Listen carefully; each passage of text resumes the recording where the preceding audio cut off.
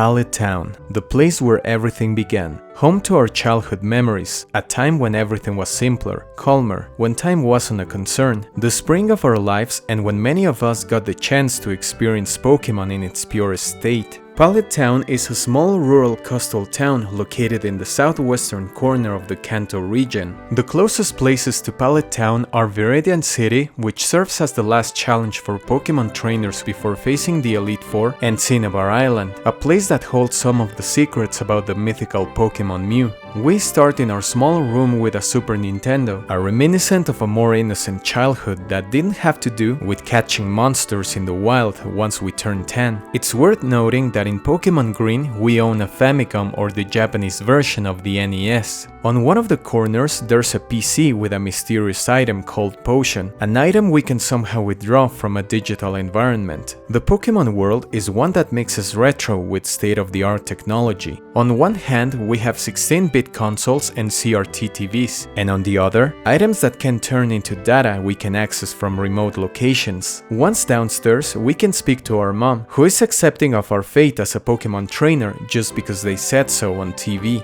If we're curious enough to see what's on TV, we'll find several TV shows or movies depending on what language we played Red, Blue and Yellow. If you played the English version, you'll get the reference to the movie Stand By Me, based on Stephen King's novel The Body, in which 4 boys are walking on railroad tracks. However, if you play the games in French, Red will see a child with a monkey tail, a clear reference to Goku and Dragon Ball. Once outside, we get a glimpse of our hometown in its 8-bit version, a small town with such a low population that I could count its inhabitants on one hand, not taking into account those that work with Professor Oak. There are 3 buildings in this place: our house, our rival's house, and the Pokémon Lab. During the intro, we are introduced to our rival Blue, a character that, according to Professor Oak, was our rival since we were babies. I have no idea how baby rivalries work, but considering Blue's personality, it's no wonder why they never got along in the first place. When we enter the lab, only Blue is present, forcing us to explore Pallet Town looking for Professor Oak. If we venture into the tall grass outside, we'll be stopped by Professor Oak telling us how dangerous it is. Although at the beginning we encounter weak Pokémon at level 2 or 3, they can be dangerous enough for a kid to need a Pokémon to defend themselves. Just take a look at how Ash is blown away by a low-level Pidgey using one of its weakest flying attacks. This grass is the place where in Pokémon Yellow, Professor Oak catches the Pikachu that would become Red's companion, a homage to the Pokémon anime. Professor Oak will take us to the Pokémon Lab, where we'll get the chance to choose one of 3 of the most iconic Pokémon in the franchise besides Pikachu. This is when the tradition of choosing a grass, fire and water starter was born. I always wonder why there has never been another elemental trio. I think that Psychic, Dark and Fighting would be awesome. Of course the Dark type didn't exist back then, but up to this day, Pokémon hasn't dared to change the formula of the grass, fire and water starter. I'm sure it has to do with balancing the game, but who knows for real. Once you pick your Pokémon, your rival will choose the one that has an advantage over yours by pure coincidence, unlike future games where your rival is either too kind or has no idea about how Pokémon works. This is the only battle in the entire game where you're allowed to lose without fainting and ending up at a Pokémon Center. After both trainers choose their Pokémon, Bulbasaur will sit on the table forever. However, this wasn't meant to be the case. As many of you know, there's a battle against Professor Oak with the highest level Pokémon in the entire game, including the Bulbasaur we didn't choose as a Venusaur at level 69. Okay, I'll stop being mean to Bulbasaur. In fact, I still have a Bulbasaur I chose my first time playing Fire Red, and the early game was a breeze. Brock, Misty and Lieutenant Surge have rock, water and electric Pokémon respectively, creatures that are either weak to grass or not very effective against it. By the time you reach Erika and her grass Pokémon, it's possible you already have a flying type that can beat that gym, even though the game starts getting a bit harder after you reach Koga or Sabrina. It is said that Pokémon's difficulty lies on what starter you choose, Bulbasaur for easy, Squirtle for normal and Charmander for hard. Okay, going back to the Pokemon lab, there's a message on Professor Oak's PC stating that his presence is required by the Pokemon League, maybe implying his status as the original final boss of the game. Also, when we get to Viridian City's Pokemart, we are tasked with delivering Oak's parcel, so we have to head back to Pallet Town where Professor Oak will hand Red and Blue a Pokedex. I always thought that the Pokedex is paradoxical. You have an empty encyclopedia you have to complete by scanning Pokemon, but at the same time, it seems that whenever you scan a given Pokemon, there was already information in it about it, as if an expert had written it. If so, what is there to complete? Does the Pokedex generate information on its own once it identifies a Pokemon? North of the Pokemon lab, we meet Blue's sister Daisy who, contrary to her rude brother, is kind and welcoming. Blue asks her not to give us a map of the Kanto region, a name that wouldn't be heard outside of Japan until the release of the second generation of Pokemon games. Then, we have two NPCs walking around Pallet Town, and one of them has become iconic in future Pokemon games, the technology is incredible guy. Coincidentally, this NPC also mentions what I did at the beginning of the video, that you can store and recall items and Pokemon as data via PC. The Pokemon world reminds me a bit of Dragon Ball, because on one hand we have dinosaurs and on the other time travel and spaceships. Trust me, there's more Dragon Ball in Pokemon, and specifically in Pallet Town, but we'll get to that later. Talking about time machines, 3 years after the events of these games, we would get access to a time machine to be able to trade Pokemon with the first gen games. You might think that this is all we can say about Pallet Town. However, if you were an explorer at heart, especially during a time with limited access to the internet, you may have wondered about what lied beyond Pallet Town, and I'm not talking about Route 1, but about Pallet Fields. Yes, that fenced-off area west and east of Pallet Town. Moderate theories said that you could catch Bulbasaur, Charmander and Squirtle in its tall grass. In the end, these Pokemon are nowhere to be found in the entire Kanto region, but in crazier theories, it was Pokegod's land, meaning those super strong made-up Pokemon like Nidogod or Pikablu.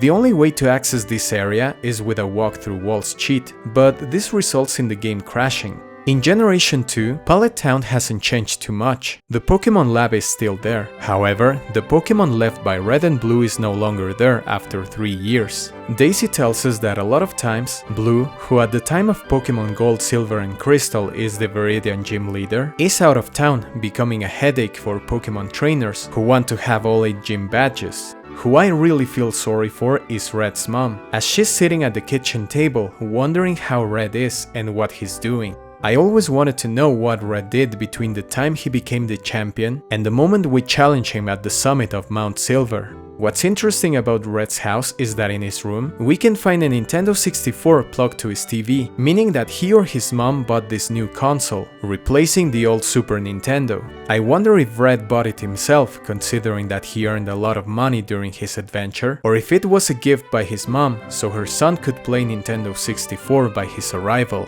Nonetheless, there's something that might contradict the fact that Red came back home after he became the champion, as if you go to his PC, it says that it looks as if it hadn't been used in a long time, meaning that maybe Red never returned home after becoming the champion. It's sad to think that maybe her mom bought him an N64 and even plugged it in so that Red could play video games right after his legendary journey, only to find out that her son would never come back home. It's worth noting that Cinnabar Island, located just across the sea to the south, experienced a volcanic eruption 2 years after the events of Red and Blue, forcing its population to relocate. Given that the closest inhabited area is Pallet Town, it's possible the town was affected by volcanic ash or related fallout. However, there's no visible evidence in games suggesting that Pallet Town suffered any major consequences from the eruption. Let's move on to Pallet Town in Generation 3.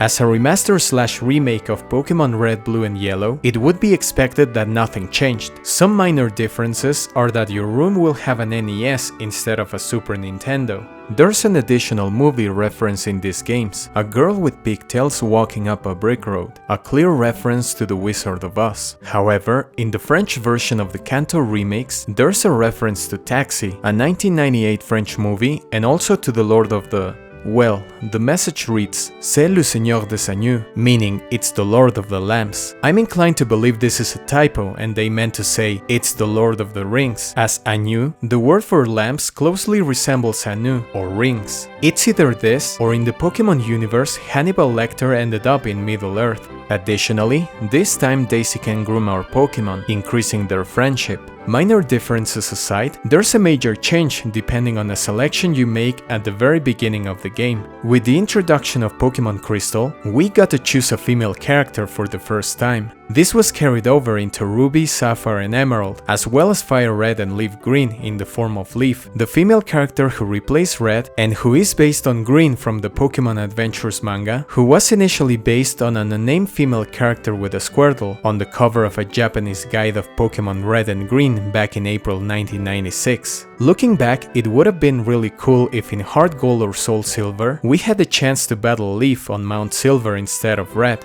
Talking about the 4th gen remakes of Gold, Silver and Crystal, not too much has changed, except that in this version, you can find a Wii in Red's room. Something interesting about Heart Gold and Soul Silver is that this is the first time that Blue has a bedroom, as even in Fire Red and Leaf Green, his house has only one floor. Our final visit to Pallet Town so far takes place in Pokemon Let's Go Pikachu and Eevee. This time, we're in a completely different timeline, sometime after Red became the champion and before the events of Pokemon Gold and Silver. Apart from these two iconic characters, we can also encounter Leaf in Cerulean Cave. No, wait, this is not Leaf, it's Green. This is quite confusing, because Green is supposed to be the Pokemon Adventures counterpart of Leaf who appeared in Fire Red and Leaf Green. We're saying that Let's Go Pikachu and Eevee have become a mishmash between Pokemon Red and Blue, Pokemon Yellow and Pokemon Adventures, but set in the future of the Gen 1 games, with impossible events such as Giovanni being Team Rocket's leader despite Red disbanding the organization years prior. Since we're talking about timelines and what-if scenarios, there's a Pallet Town that could have been but wasn't, and I'm referring to the Pallet Town of the Space World 97 demo. Sadly, there's not a lot to say about it, as it's very similar to the Pallet Town of Gen 1.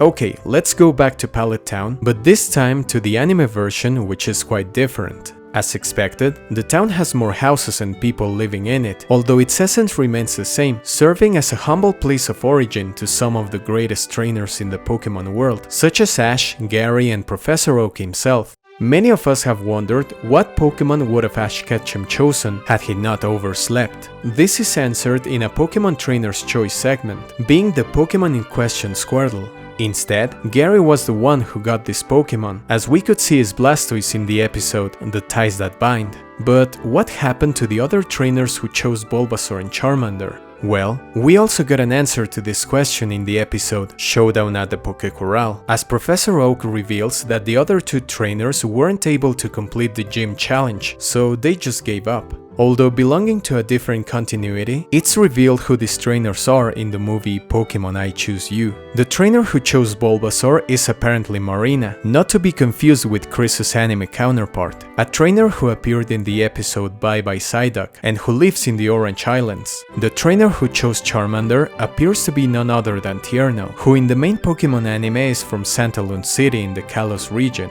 There's another mystery surrounding Pallet Town, and that is the sighting of two extremely rare Pokemon. As elusive as they are, both Mew and Ho-Oh have been seen roaming in or close to Pallet Town. The most iconic was a back then unnamed golden Pokemon, who would be revealed in the Gen 2 games to be the Pokemon Gold mascot, a legendary Pokemon that according to its Crystal Pokedex entry, it would reveal itself before a pure-hearted trainer by shining its bright rainbow-colored wings. In the Pokemon Origins anime, right after catching 150 Pokemon, Red is talking with Professor Oak and Blue about a mysterious Pokemon he read about in the Pokemon Mansion, being that Pokemon Mew. This mythical Pokemon happens to show up outside of the Pokemon Lab just before the anime is over. Pallet Town in Pokemon Adventures is not that different from its anime counterpart, but in Pokemon Pocket Monsters, this place is the opposite of a town. In fact, doesn't it remind you of something?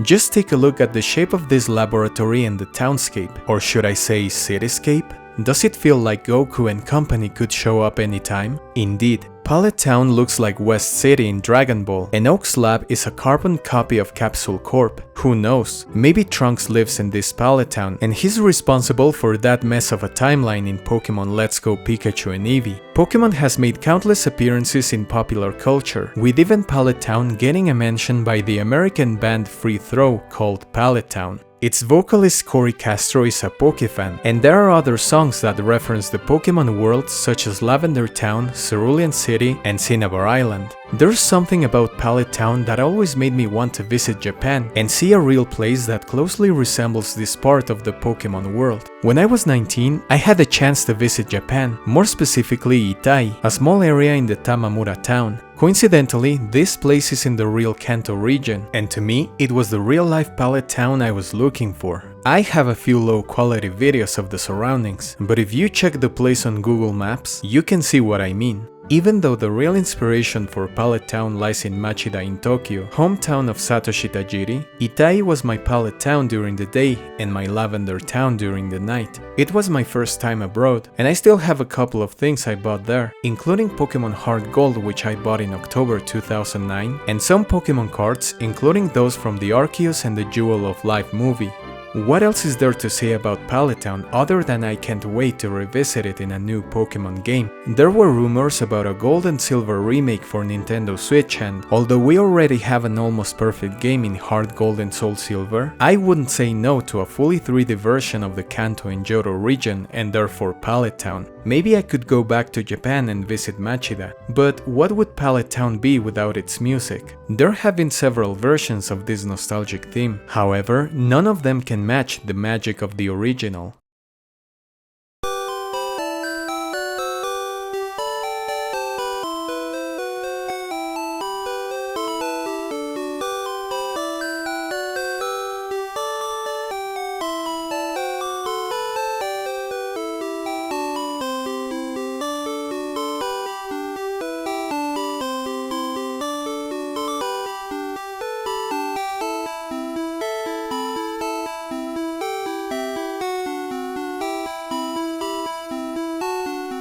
The Pallet Town theme is the anthem of our childhood. It evokes nostalgia, an unrepeatable time when the magical feeling of a new adventure about to begin merged with our childhood memories. Mom calling us for dinner, Dad taking us to Blockbuster to rent a movie or video game, playing outside with siblings, cousins and friends, Saturday morning cartoons, ineffable slices of space-time that can never happen again, and yet will always live in our hearts.